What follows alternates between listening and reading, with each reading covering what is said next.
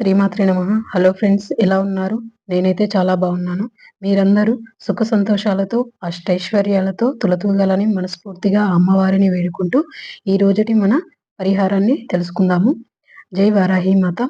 వారాహి అమ్మకు మంగళవారం, గురువారం, శుక్రవారం, పంచమి, అష్టమి, నవమి, అమావాస్య, పౌర్ణమి ఇలాంటి మహా పర్వదినాలలో పూజ చేసినట్లయితే తప్పకుండా ఫలితాలను రెట్టింపుగా ఇస్తుంది.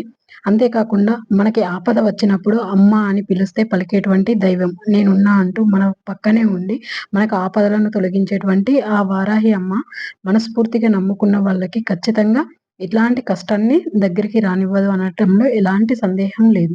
ఇక ఈ రోజుటి పరిహారం చెప్పుకోబోయే ముందు ఎవరైతే మన ఛానల్‌ను చూస్తున్నారో ప్లీజ్ లైక్ చేసి కామెంట్ చేయండి. అదేవిధంగా కొత్తగా చూసేవాళ్ళు సబ్స్క్రైబ్ చేసుకోండి. అష్టమి, పంచమి, అమావాస్య లాంటి తిథులలో ఎవరైతే పూజ చేస్తున్నారో ఫస్ట్ అమ్మవారి ఫోటో ఉన్నట్లయితే ఫోటో గాని లేదా దీపం కాంతిలో అమ్మవారిని ఆవాహనం చేసుకొని అమ్మవారికి స్నానం చేపించి అదేవిధంగా అష్టోత్తరం చదివి అమ్మవారి స్తోత్రాలను పారాయణం చేయాలి. తర్వాత అమ్మవారికి పుష్పాలంకరణ చేసి ఒక చిన్న పసుపు ముద్ద తీసుకొని గౌరమ్మని చేసుకోవాలి. ఆ పసుపు గౌరమ్మని చేసుకొని అమ్మవారి ముందు ఫస్ట్ గణపతి పూజ చేసుకొని తర్వాత అమ్మవారికి ఈ గౌరమ్మను అమ్మవారి ముందు పెట్టి, అమ్మా నాకు ఇలాంటి కష్టం ఉంది. ఆర్థికంగా నేను బాగాలేను. నా పిల్లల పెళ్ళిళ్ళు అవ్వట్లేదు. నాకు ఉద్యోగం రావట్లేదు. అనేక సమస్యలు అసలు మనశ్శాంతి అనేదే ఉంటలేదు. ఎప్పుడు ఏదో ఒక చికాకు, ఇంట్లో గొడవలు అనేటువంటివన్నీ ఏవైతే ఉన్నాయో అమ్మవారి ముందు మీరు చెప్పుకొని నేను చెప్పబోయేటువంటి ఈ మంత్రాన్ని చదవండి. స్తంభిని చేతి విఖ్యాత దేవ్యాష్టక విరాజిత ఉగ్రరూప మహాదేవి మహావీర మహాద్యుతి.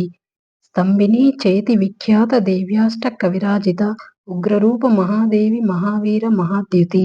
స్తంభిని చేతి విఖ్యాత దేవ్యాష్టక విరాజిత ఉగ్రరూప మహాదేవి మహావీర మహాద్యుతి. ఈ మంత్రాన్ని 11 సార్లు ఒక పేపర్ పైన రాసుకొని అమ్మవారి ముందు అమ్మవారే చెప్పినట్టు మీరు ఒకసారి ఊహించుకొని దీన్ని 11 సార్లకు తక్కువ కాకుండా 11 సార్లు కానీ, లేదా 21 సార్లు కానీ, లేదా 54 సార్లు, లేదా 108 సార్లు మనస్ఫూర్తిగా అమ్మను నమ్మి జపించండి. తక్షణమే మీకున్నటువంటి సమస్యలను తొలగించడానికి దారి అనేది చూపెడుతుంది.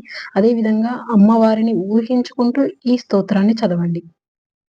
11 పంచమిలు కానీ, లేదా 11 అష్టమిలు కానీ, 11 పౌర్ణమిలు కానీ, 11 అమావాస్యలు కానీ ఇలా పూజ చేసినట్లయితే మీకున్నటువంటి సమస్య, కోరిక లేదా ఏ ఆపదైనా తక్షణమే తీర్చడానికి అమ్మవారు దారిని చూపెడతారు. మన నమ్మకమే మనకు బలం.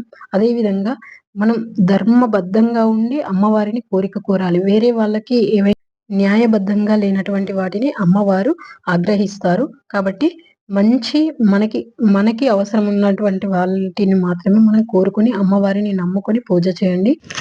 ప్లీజ్ ఈ వీడియో చూసిన తర్వాత లైక్ చేసి కామెంట్ చేయండి. అదేవిధంగా కొత్తగా చూసిన వాళ్ళు సబ్స్క్రైబ్ చేసుకోండి మన ఛానల్‌ని.